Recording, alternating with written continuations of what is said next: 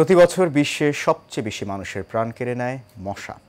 বাংলাদেশেও গত কয়েক বছরে লাখ লাখ মানুষ আক্রান্ত হয়েছেন, প্রাণ গেছে হাজারের ওপরে।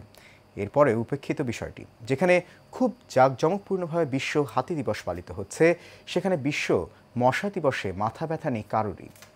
কাউসার আহমেদের রিপোর্টে দেখুন বিস্তারিত। প্রকল্পটা আপনাদেরকে সাথে নিয়ে আমরা উদ্বোধন করতে পারলাম, সেজন্য খুশি হলাম। হাতির মতন একটা বুদ্ধিমান প্রজাতি, সংবেদনশীল প্রজাতিকে সর্বোচ্চ সংবেদনশীলতা দিয়ে যাতে আমরা দেখতে পারি। বিশ্ব হাতি দিবসে বক্তব্য দিচ্ছেন বন পরিবেশ উপদেষ্টা সৈয়দা রেজওয়ানা হাসান। হাতি সংরক্ষণ, আবাসস্থল, করিডোর মুক্তকরণ এসব বিষয়ে গুরুত্বারোপ করছেন তিনি।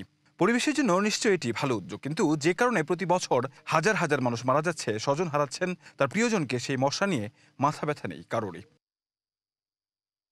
বিশ্ব হাতি দিবস যেমন গুরুত্ব সহকারে পালিত হচ্ছে, অন্যদিকে উপেক্ষিত হচ্ছে বিশ্ব মশা দিবস। অথচ পুরো বিশ্বে বছরে প্রায় 7.5 লাখ মানুষের মৃত্যু ঘটায় এই মশা। এখনো পর্যন্ত পৃথিবীতে সবচেয়ে বেশি মানুষের প্রাণ নেয় মশা। মশাই একমাত্র প্রাণী যে সবচেয়ে বেশি মানুষের মৃত্যু ঘটিয়েছে, আর দ্বিতীয় অবস্থানে আছে মানুষ।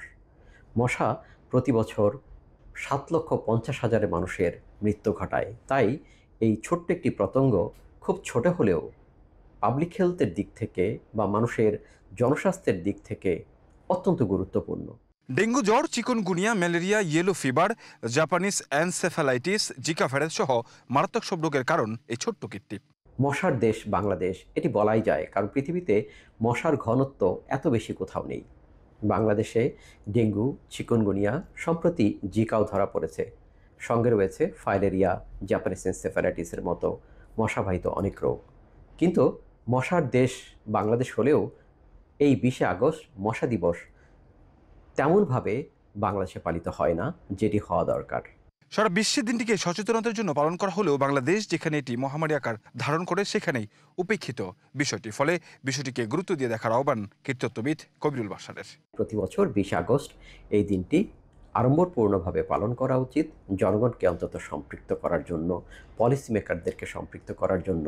মশা যে একটি বিজ্ঞান, এই বিজ্ঞানকে সকলের কাছে জনপ্রিয় করে তোলার জন্য।